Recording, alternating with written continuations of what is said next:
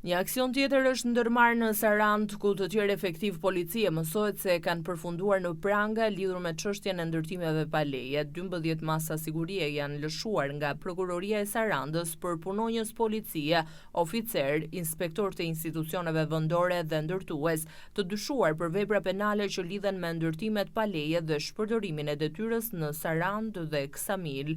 Mes personave ndaj të cilëve janë caktuar masa sigurie ndodhet Eduard Veliu, inspektor i IMT Sarandë. Po ashtu masa arrest në burg janë vendosur ndaj Alqi Papës, ndërtues në Sarandë, si dhe ndaj Kristofor Shkrepës, specialisti policisë së zonës në Ksamil.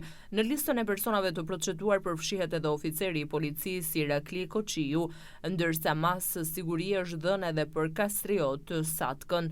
Hetimet prekin gjithashtu biznesmenët Ariola Dhrami dhe Xhafer Bajo, lidhur me një objekt të ndërtimi për të cilin më herët u arrestuan 4 oficer policia, mes tyre edhe ish shefi i komisariatit të Sarandës. Nën hetim është vendosur edhe ndërtuesi Merdar Koshi, dyshuar se ka ngritur 2 kate pa leje në qendër të Sarandës.